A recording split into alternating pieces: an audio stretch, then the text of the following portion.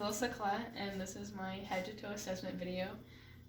To start, I would walk in, I'd wash my hands, I would introduce myself to the patient. I'm Alyssa, I'm going to be your nurse today. I'm going to be doing a head to toe assessment, is that okay?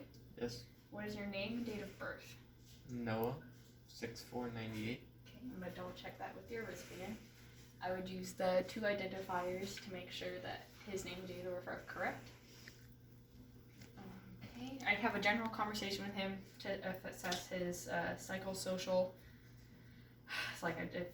his affect, and if he can hold a conversation, if he's alert and oriented, if he can talk right, if there's any speech impediment he has or anything. Okay, so I'm going to start at the head. I'm going to assess the integumentary system. I'm going to look for sores, acne, bruising, any cuts or scrapes. I'm going to check for redness or any facial edema. I'm going to check the scalp for any sores or redness or hair loss. I'm going to check to make sure he's groomed properly, because that'll also be a part of the psychosocial part. I'm going to check your eyes. Can you have you look straight that way? Don't look at the light. I'm going to check to make sure his pupils are dilating properly.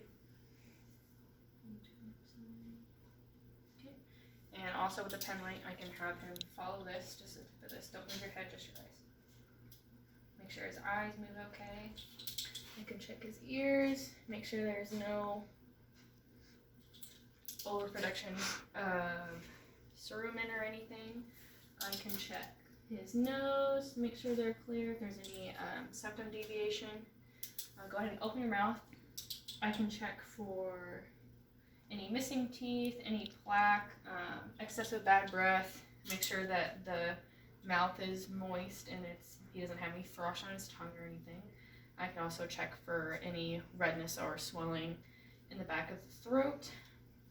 Also with the head, I can check his neck for any swollen lymph nodes. Can you look that way? And look towards me. Make sure his neck moves okay. I can check for his carotid pulses, make sure they're strong and they're not irregular. Okay, and then the next area, I'm going to go to the chest.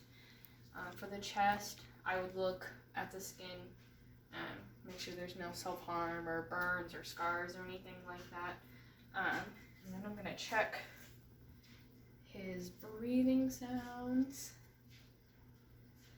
And you want to go to all parts, to all lobes. Okay, go take a breath. Deep breath. Deep breath. Deep breath. And you're making sure there's no wheezing. You want to make sure the breathing's regular. You don't want to hear any crackles or any wet sounds with the breathing. If the patient can sit up, you have them sit up. And you listen to the back. Okay, deep breath. Deep breath. Deep breath.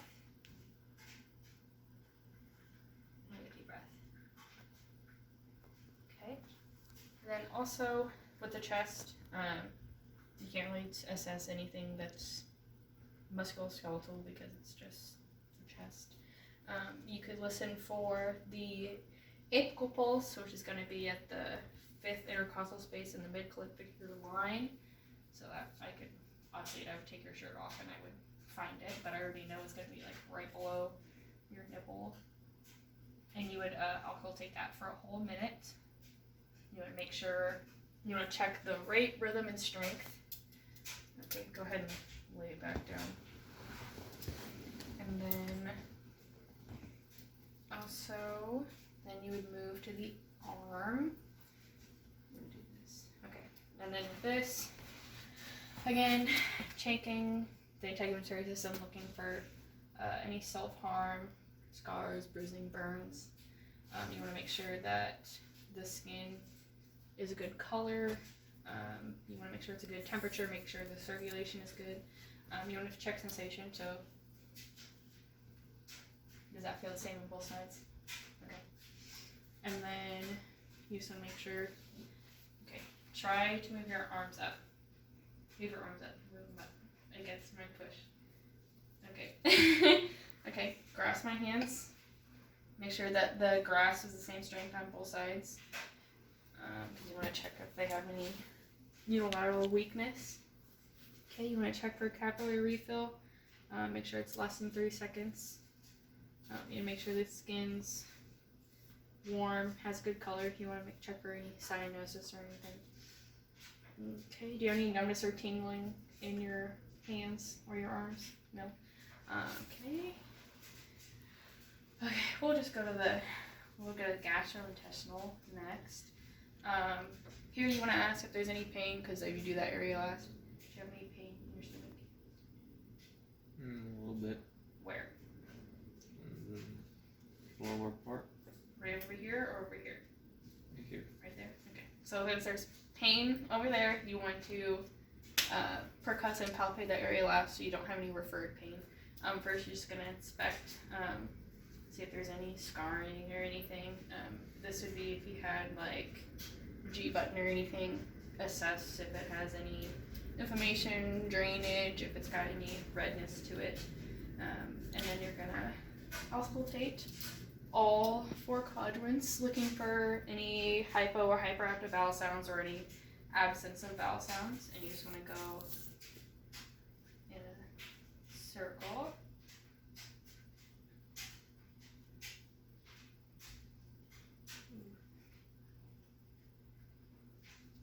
Okay, you're going to percuss.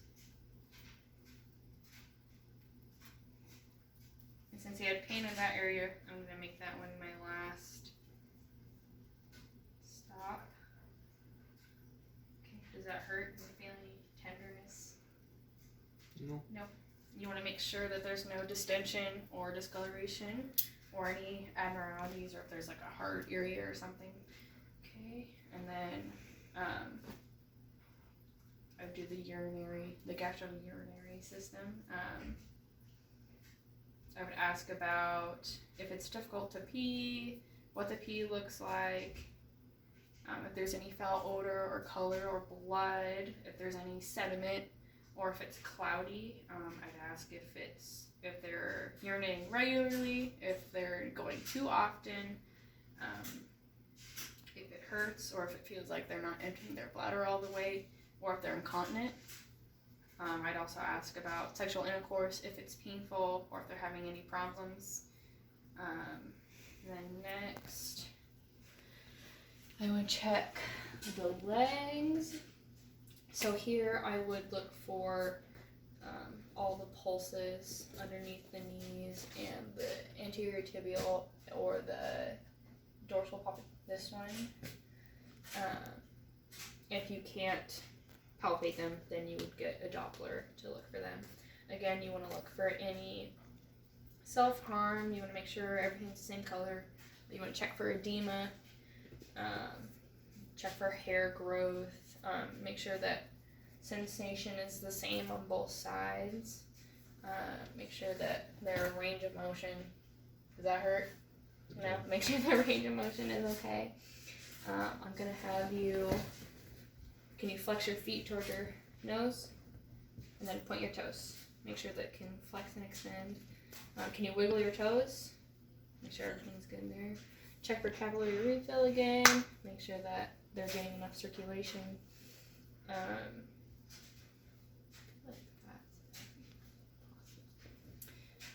Usually, if they don't have the pedal pulse, you would check for the popliteal, because that could be a sign of a problem with circulation. Either before, usually at the beginning, you would take all of their vital signs. I didn't do that. And you would check for the brachial pulse as well, and the radial pulse, or you could check the femoral pulse. I think that's it.